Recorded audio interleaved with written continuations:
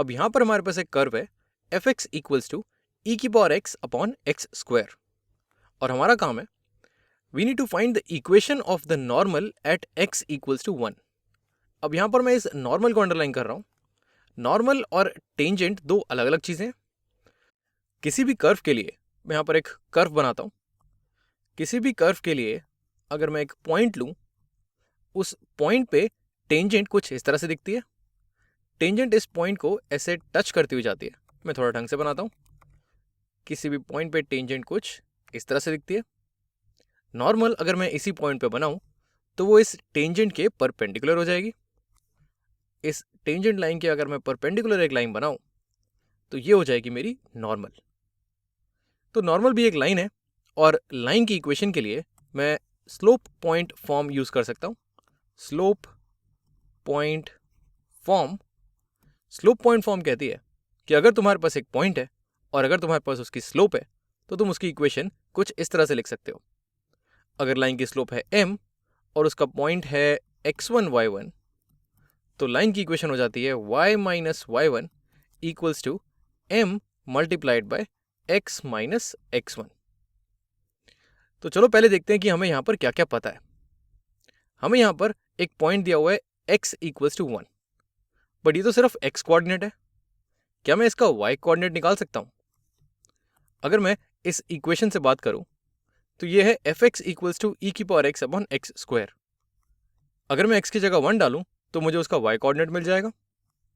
x की value 1 जब मैं इसमें डालता हूं तो ये हो जाता है e की पावर 1 यानी कि e अपॉन एक्स स्क्वायर यानी कि 1 स्क्वायर, तो ये हो जाएगा 1।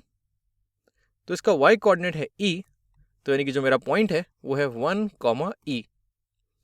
तो जो मेरी लाइन की इक्वेशन है ये हो जाएगी y माइनस इसका y कोऑर्डिनेट है e, ये बराबर है equals to m multiplied by x minus x coordinate यानी कि 1।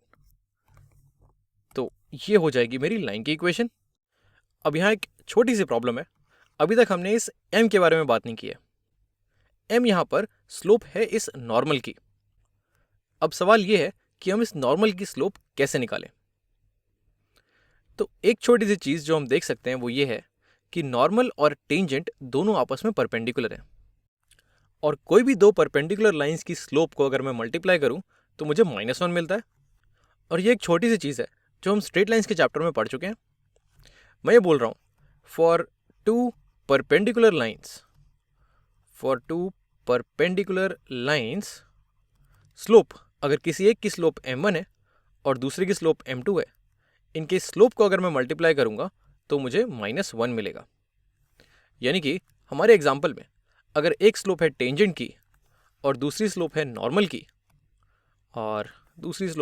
की तो इन दोनों को मल्टीप्लाई करके मुझे -1 मिलेगा। तो अब मुझे थोड़ा सा कनेक्शन दिख रहा है। इस नॉर्मल की स्लोप निकालने का रास्ता थोड़ा सा टेढ़ा है। नॉर्मल की स्लोप के लिए हमें टेंजेंट की स्लोप चाहिए, और टेंजेंट की स्लोप हम इस कर्व की इक्वेशन को डिफरेंशिएट करके निकाल सकते हैं। तो थोड़ी देर के लिए इस नॉर्मल को साइड में रखते हैं और इस कर्व से बात करते हैं।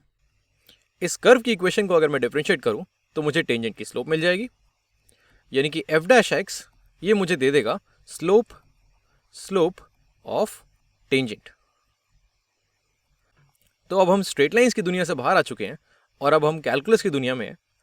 अब हमारा काम है इस फंक्शन को डिफरेंशिएट करना, और जब भी हमारा फंक्शन किसी न्यूमरेटर अपॉन डिनोमिनेटर की फॉर्म में हो तो हम क्वोशिएंट रूल लगा सकते हैं। इसको यहाँ से मैं हटाता हूँ। जब भी एक फंक्शन दिया हो एक न्यूमरेटर और डिनोमिनेटर के फॉर्म में तो यहाँ पर मैं क्वोशिएंट रूल लगा सकता हूँ, क्वोशिएंट रूल। और तुम चाहो तो एक बार वीडियो पॉज करके इसको खुद से डिफरेंशिएट करने की कोशिश कर सकते हो। तो चलो इसे साथ में डिफरेंशिएट करते हैं।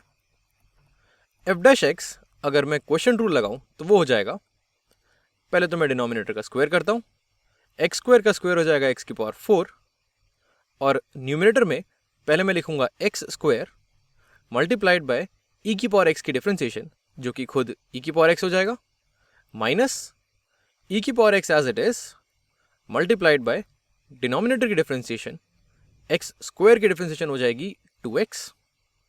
तो ये हो जाएगा एक्स स्क्वायर ई की पावर एक्स माइनस ई की power x into 2x upon x की पावर 4। अब तुम चाहो तो तुम इसे सिंप्लीफाई कर सकते हो, बट हमारा काम ज़्यादा देर इससे बात करने का है नहीं। हम बस यहाँ पर x की जगह 1 डाल के टेंजेंट की स्लोप निकाल सकते हैं। अगर मैं f'1 निकालूँ तो जहाँ जहाँ x है वहाँ वहाँ 1 आ जाएगा। f'1 हो जाएगा 1 स्क्वायर यानी कि 1 मल्टीप्लाइड बाई e की पावर 1 माइनस e की पावर 1 मल्टीप्लाइड बाई 2 इंटू 1 यानी कि 2 डिवाइडेड बाय 1 की पावर 4 यानी कि 1। तो f'1 हो जाएगा e माइनस 2e यानी कि माइनस e अपॉन 1 यानी कि माइनस e। और यहाँ पर मैं बोल सकता हूँ कि हमारा डिफरेंशिएशन वाला काम खत्म हो चुका है। अब इस स्लोप को वापस स्ट्रेट लाइन की दुनिया में लेके आते हैं। टेंजेंट की स्लोप अगर माइनस e है तो नॉर्मल की स्लोप हो जाएगी minus e multiplied by normal की स्लोप, ये मैंने m मानी हुई है, ये हो जाएगी -1, ये हो जाएगी -1 यानी कि नॉर्मल की स्लोप हो जाएगी -1 अपॉन -e यानी कि 1 अपॉन e। और जैसे ही मेरे पास नॉर्मल की स्लोप आती है मैं अपनी आधी पकी हुई इक्वेशन को पूरा पका सकता हूँ। m की जगह मैं 1/e डालता हूँ तो ये हो जाएगा y माइनस e, ये हो जाएगा y minus e equal to m की जगह मैंने डालना है 1/e, ये हो गया 1/e multiplied by x minus 1। तो अब हमारा काम पूरा हो चुका है। जो हम निकालना चाह रहे थे नॉर्मल की इक्वेशन, ये बन के तैयार हो चुकी है।